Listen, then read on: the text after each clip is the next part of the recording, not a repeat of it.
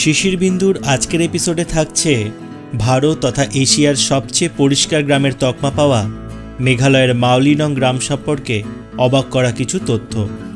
এই ভিডিওতে আপনাদের জানাবো কিভাবে আসবেন, কি দেখবেন, কোথায় থাকবেন, সবচেয়ে পরিষ্কার গ্রামের তকমা কেন এবং কিভাবে পেল এই মাওলিনং গ্রামটি। এছাড়াও জানাবো গাছের ওপর বাঁশ দিয়ে নির্মিত স্কাই ভিউ পয়েন্টের বিস্তারিত সহ এখানকার হোমস্টে সম্পর্কে অনেক গুরুত্বপূর্ণ তথ্য। নমস্কার বন্ধুরা, শিশির বিন্দুর নতুন আরেকটি blog Asia's cleanest village Mawlynnong এপিসোডে আপনাকে স্বাগত। আপনি আমাদের চ্যানেলে নতুন হয়ে থাকলে চ্যানেলটিকে সাবস্ক্রাইব করে বেল আইকনটি ক্লিক করে দিন, যাতে পরবর্তীতে এরকম ইন্টারেস্টিং ও ইনফরমেটিভ ভিডিওর নোটিফিকেশন দ্রুত আপনার কাছে পৌঁছে যায়। তথ্যগুলি বা ভিডিওটি ভালো লাগলে লাইক, কমেন্ট ও শেয়ার করবেন।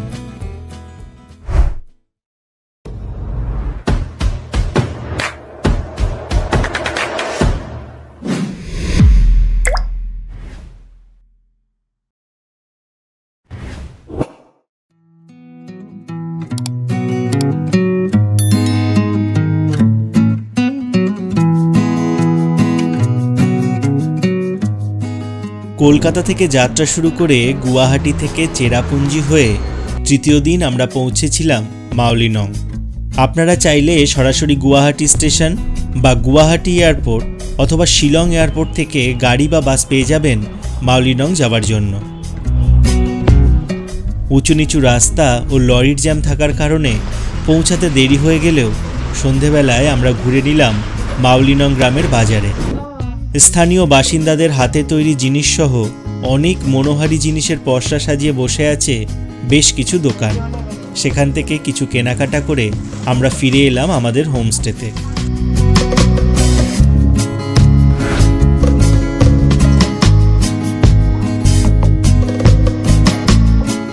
গ্রামের শুরুতেই একটি রেস্টুরেন্ট আছে, নাম বেথ হোটেল, যেখানে আপনি থালি সিস্টেমে 250 থেকে 350 টাকার বিনিময়ে ভেজ, ননভেজ, লাঞ্চ, ডিনার সহ ব্রেকফাস্ট ও ইভিনিং স্ন্যাক্সও পেয়ে যাবেন।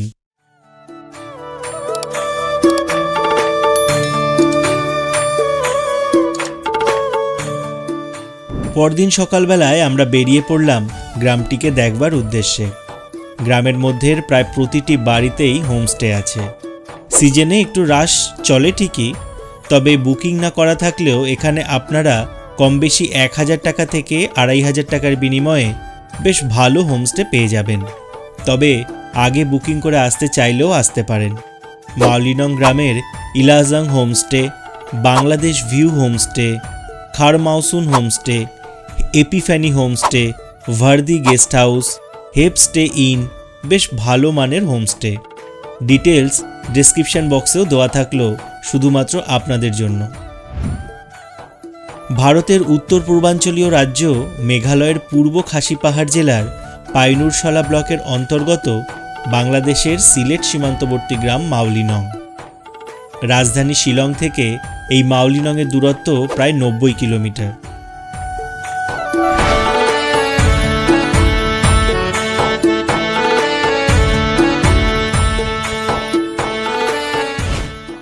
চলুন গ্রামটি ঘুরতে ঘুরতে আপনাদের জানিয়ে দিই মাওলিনং গ্রাম সম্পর্কিত গুরুত্বপূর্ণ কিছু তথ্য।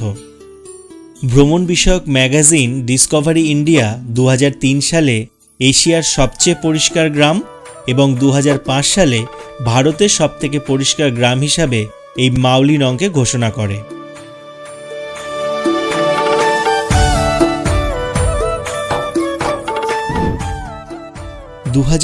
সালের পরিসংখ্যান অনুযায়ী এই গ্রামের জনসংখ্যা মাত্র 900 জন, যাদের উপার্জনের উৎস মূলত কৃষিকাজ এবং প্রধান ফসল সুপারি।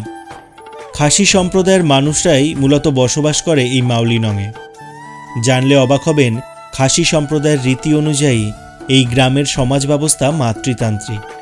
পরিবারের জ্যেষ্ঠ কন্যা মায়ের সকল সম্পত্তির অধিকারী এবং সন্তান মায়ের উপাধি লাভ করে।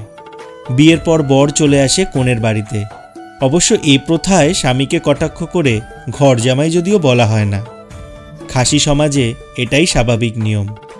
বিয়ের পর কনের বাড়িতে স্থায়ীভাবে বসবাস করার এই রীতিকে বলা হয় মাতৃবাস।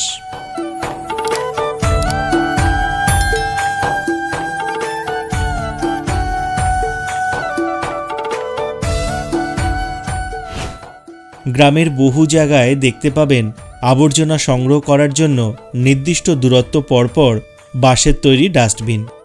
এগুলিকে স্থানীয় ভাষায় বলা হয় কোহ। এই ডাস্টবিনে ফেলা আবর্জনা দিয়ে তৈরি হয় জৈব সার, যেটি ব্যবহার করা হয় কৃষিকাজে। গ্রামের মাঝে পর্যটকদের জন্য আছে পার্কিং জোন। পর্যটকদের থেকে প্রাপ্ত এন্ট্রি ফি গ্রামের পরিবেশ ও প্রকৃতি সংরক্ষণে ব্যয় করা হয়।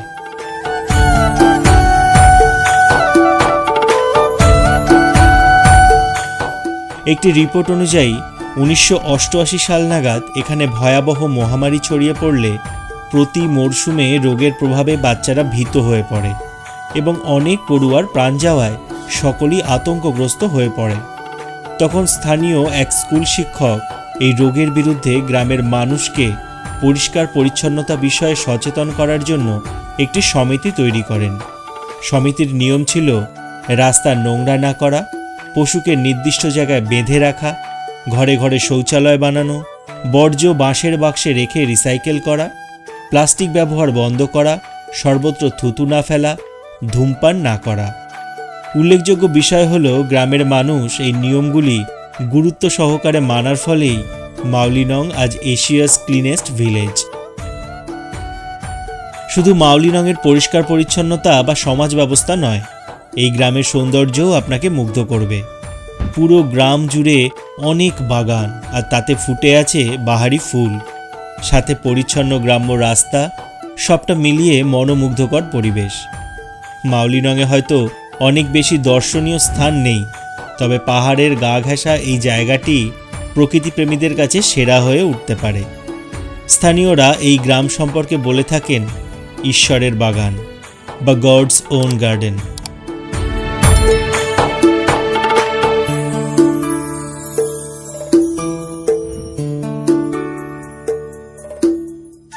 গ্রাম ঘুরতে বেরিয়ে অবশ্যই আসবেন স্কাই ভিউ পয়েন্টে, যার এন্ট্রি ফি মাত্র 30 টাকা।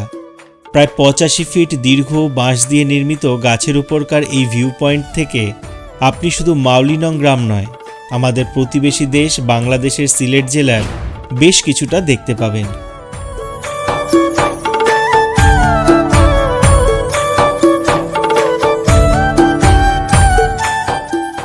এখানে উঠতে ও নামতে বেশ কিছুটা সাবধানতা অবলম্বন অবশ্যই করবেন।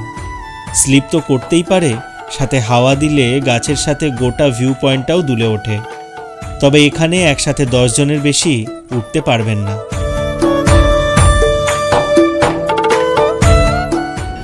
আমরা এখন দাঁড়িয়ে আছি ট্রি হাউসে।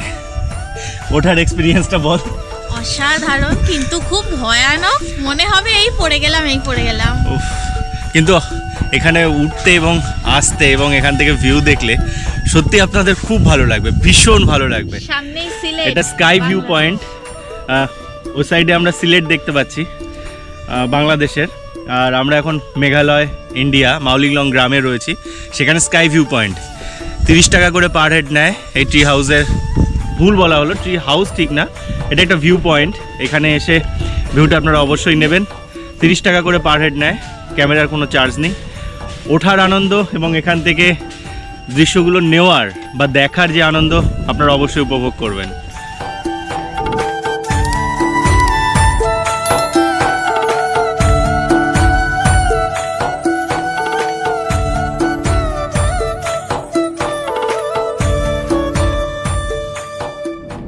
বন্ধুরা, সমগ্র উত্তরবঙ্গ এবং মেঘালয় ভ্রমণ করতে চাইলে আপনারা যোগাযোগ করতে পারেন আমাদের সাথে।